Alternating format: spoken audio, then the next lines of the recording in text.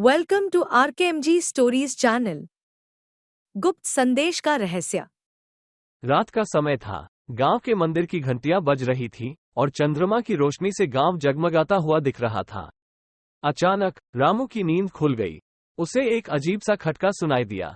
उसने उठकर देखा तो खिड़की पर एक कागज का टुकड़ा था।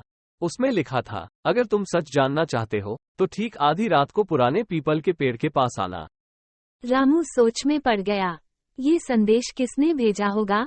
उसने घड़ी देखी, 11:30 हो रहे थे। उसके पास बस आधा घंटा था।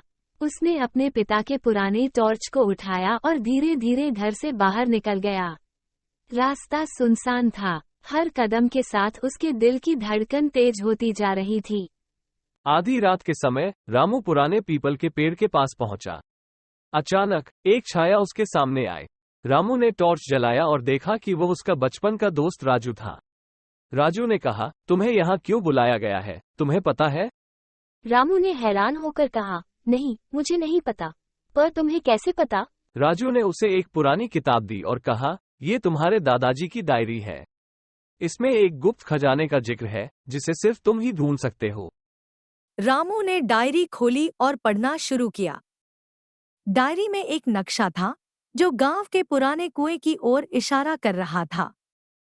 रामू और राजू ने मिलकर फैसला किया कि वे तुरंत वहां जाएंगे। कुएं के पास पहुंचते ही उन्हें वहां एक और संदेश मिला। इस बार संदेश में लिखा था, तुम्हारे अगले कदम के लिए तुम्हें गांव के सबसे पुराने घर के तहखाने में जाना होगा। दोनों दोस्त बिना समय गंवाए उस पुराने घर की ओर बढ़े। तहखाने में पहुंचते ही उन्होंने देखा कि वहां एक बड़ा सा संदूक रखा था, लेकिन संदूक को खोलने के लिए एक विशेष चाबी की जरूरत थी। तभी राजू ने कहा, ये चाबी हमें कहां से मिलेगी? तब रामू ने याद किया कि उसकी दादी हमेशा एक विशेष चाबी की बात करती थी, जो उसने मंदिर के मुख्य पुजारी को दी थी। वे दोनों तुरंत मंदिर की ओर भागे। मंदिर पहुंचते ही पुजारी ने कहा, मैं जानता था कि तुम एक दिन इस चाबी के लिए आओगे।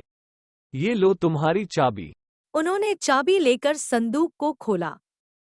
संदूक के अंदर कई सोने के सिक्के और एक और संदेश मिला। संदेश में लिखा था, तुम्हारी ईमानदारी और साहस के लिए यह इनाम है।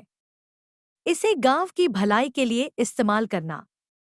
रामू और राजू ने मिलकर खजाने को गांव के विकास के लिए उपयोग किया। गांव में नई स्कूल, अस्पताल और सड़कों का निर्माण हुआ। इस तरह गुप्त संदेश ने न केवल रामू की जिंदगी बदल दी, बल्कि पूरे गांव को खुशहाल बना दिया।